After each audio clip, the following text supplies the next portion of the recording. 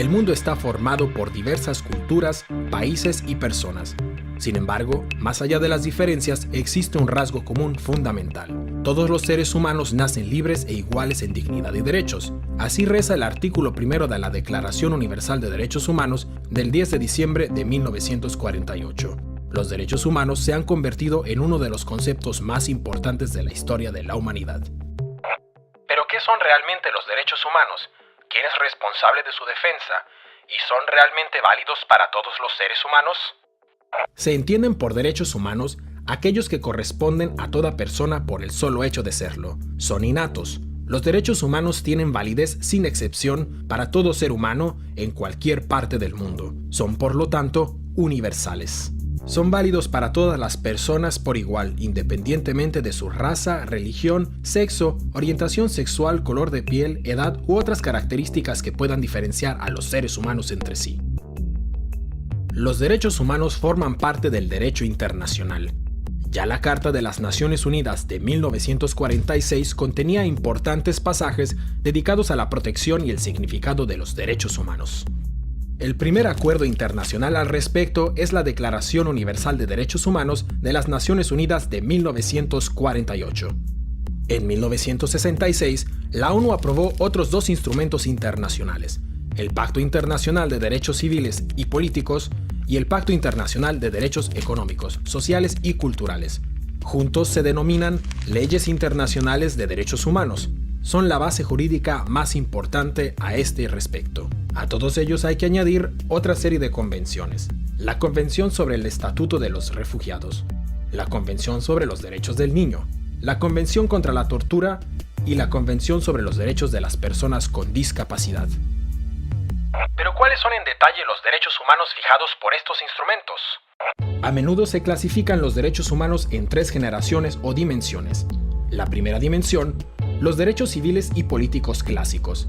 A este grupo pertenecen el derecho a la vida y la integridad física, la prohibición de la esclavitud y el trabajo forzoso,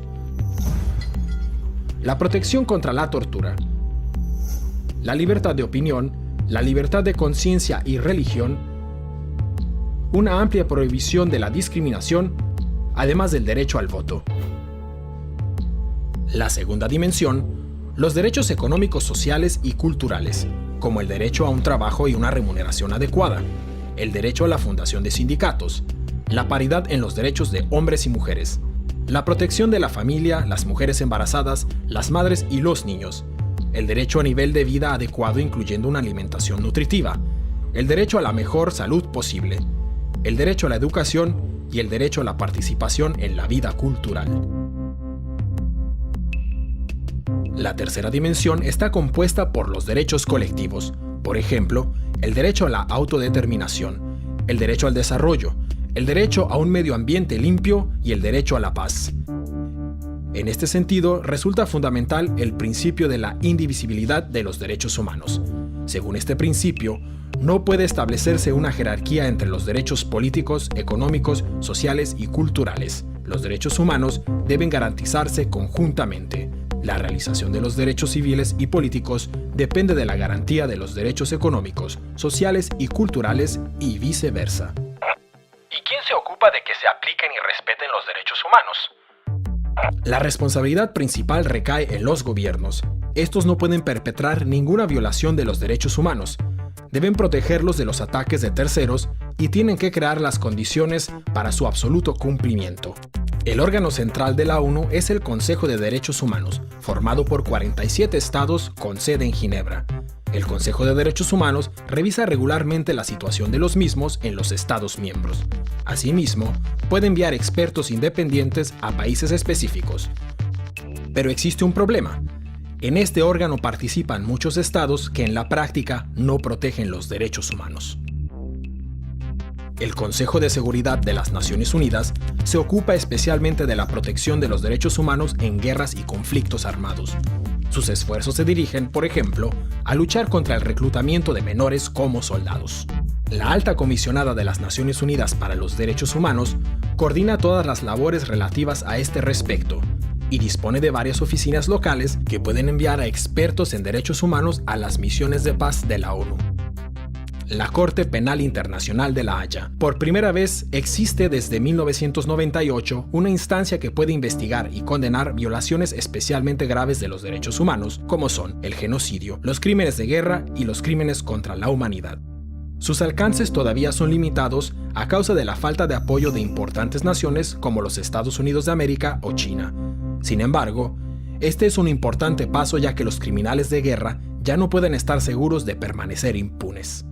Además de las instituciones internacionales de la ONU, existen otros organismos y acuerdos en materia de derechos humanos a niveles regionales. El Convenio Europeo para la Protección de los Derechos Humanos y de las Libertades Fundamentales, o el Tribunal Europeo de Derechos Humanos en Estrasburgo, la Carta Africana de Derechos Humanos y de los Pueblos, y la Convención Americana sobre Derechos Humanos. La sociedad civil asume un papel especialmente importante.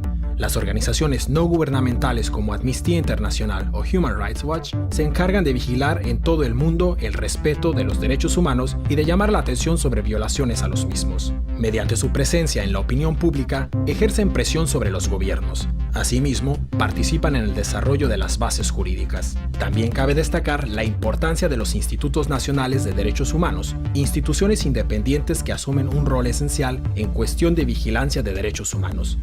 ¿Pero existen controversias en materia de derechos humanos? Sí, sobre todo dos aspectos son controvertidos. Punto de discordia número 1, el carácter universal de los derechos humanos. El argumento, la idea de los derechos humanos procede de Occidente y por lo tanto no puede trasladarse automáticamente a otras culturas. Es verdad, el origen y la extensión de la idea de los derechos humanos están unidos al desarrollo cultural y las tradiciones. Pero también es cierto que ningún ser humano desea ser torturado o discriminado a causa del color de su piel o su religión.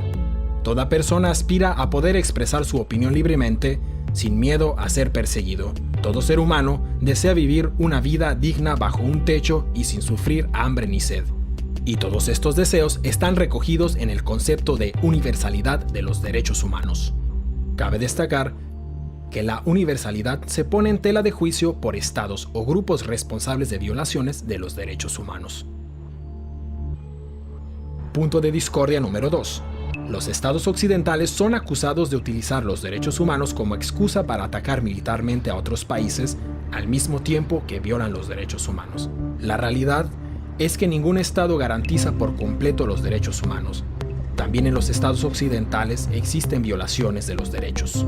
Especialmente tras los atentados del 11 de septiembre de 2001, se introdujeron una serie de medidas que recortan los derechos humanos y que se justifican argumentando la necesidad de la lucha antiterrorista. En conclusión, podemos comprobar que los derechos humanos son especiales. Corresponden a todo ser humano por igual. Su protección y su respeto deben ser prioritarios en las actuaciones gubernamentales, porque los seres humanos son el punto de partida y el objetivo de toda política. El Estado está al servicio de las personas y no al revés. Los derechos humanos requieren una lucha constante para su protección y su defensa. Solo si respetamos los derechos humanos podremos asegurar la paz y la estabilidad a largo plazo.